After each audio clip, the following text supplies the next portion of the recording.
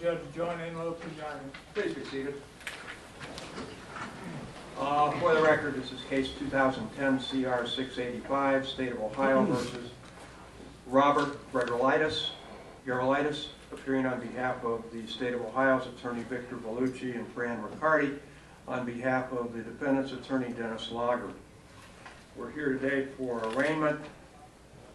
Mr. Lager. Thank you, Judge. Your Honor, on behalf of Mr. Grigelaitis, we would acknowledge that he has received a copy of the indictment charging him with 3 counts of aggravated murder in addition to firearm specifications with respect to each count. Regarding that indictment, we would acknowledge its receipt more than 24 hours before being called upon to plead, waive the reading of that indictment in open court, further waive reading of rights and penalties. Mr. Grigelaitis, having reviewed previous documents, is prepared to enter a plea of guilty to the crimes charged. He has reviewed and executed a written plea of guilty in that regard, a copy of which, or the original of which, has been provided to the court, and he's prepared to answer questions of the court at the appropriate time. All right. Mr. Grigelaitis, then to count 1 of the indictment, aggravated murder and unclassified felony. How do you plead? Guilty. You understand the nature of the charge you're pleading to is that purposely with prior calculation and design caused the death of another, to wit Andrew VonStein. Yes, sir. And you understand that also has a specification alleging that you had a firearm on or about your person or under your control, and you displayed, brandished, or used that firearm or possessed it or used it to facilitate the offense. Yes, sir. The possible penalty in count 1 is life without any chance of parole, life with parole eligibility after 30 years, life with parole eligibility after 25 years, life with parole eligibility after 20 years, and also there is a maximum fine of $25,000 plus court costs. That was not put on the plea sheet, so I'd like to have your initial, if that's part of the potential penalty.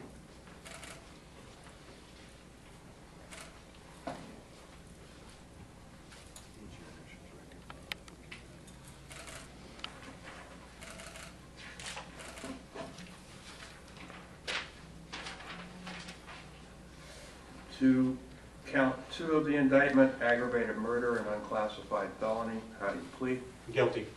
Again, you understand the nature of that charge. You did purposely cause the death of another while committing or attempting to commit or fleeing immediately thereafter, or committing or attempting to commit or fleeing immediately or after committing or attempting to commit the offense of aggravated robbery. Yes, sir. Okay.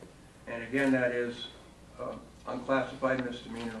It carries a maximum of life without eligibility for parole, life with parole eligibility after 30 years, life with parole eligibility after 25 years, and life with parole eligibility after 20 years. Judge, I think the court misspoke. You said misdemeanor, unclassified felony. Unclassified felony, correct. And a maximum fine of $25,000 plus court costs. You understand? Yes, sir. And it also has a gun specification indicating that you did have under your control, or that while committing the offense, a firearm, you brandished it, indicated you possessed it, or used it to facilitate the offense. Yes, sir. Again, the penalty for the specification for the firearm is 3 years consecutive to any other sentence you will receive, and that would be the same on the first offense also. Yes, sir. You understand that. To count 3 of the indictment, aggravated murder and unclassified felony. How do you plead? Guilty.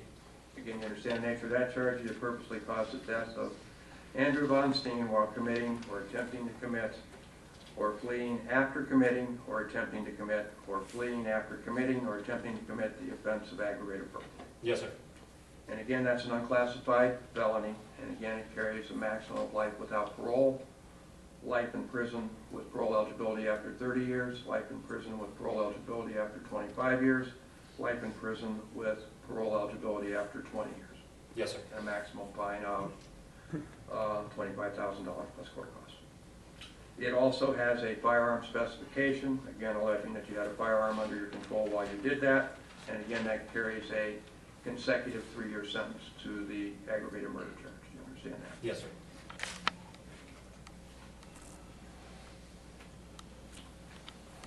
You understand I could proceed and sentence you today, which I will do. Yes, sir. You understand, by entering a plea of guilty, you're waiving certain constitutional rights. The first of those rights is a right to a jury trial. Yes, sir. At that jury trial, you have the right to confront and cross-examine witnesses against you. Do you understand that? Yes, sir. You also have the right to compulsory process. That's the right to subpoena or compel witnesses to come in and testify on your behalf. Do you understand that? Yes, sir.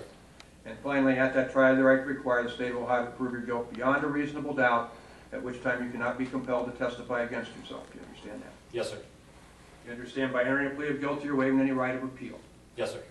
You've heard the Rule 11 of plea negotiations stated here on the record, and there are no plea negotiations. You understand that? Yes, sir.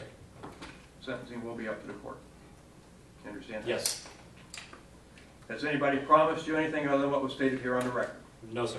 Has anybody threatened you in any way in order to make this plea? No, sir. You've had a chance to go over this written plea with your attorney, is that correct? Yes. And you've had me go over it with you here in open court. You understand it? Yes. Is it still your voluntary intention to enter a plea of guilty? It is. You're a citizen of the United States, Yes. and you're satisfied with the representation of your attorney. I am.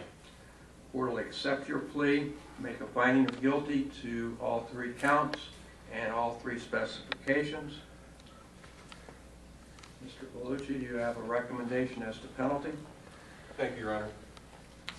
Your Honor, prior to making the state's recommendation, the state would like to have the court addressed by a member of the family All right.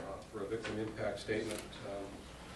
At this time, I'll call forward Laura VonStein, who is the widow of Andrew VonStein. Laura?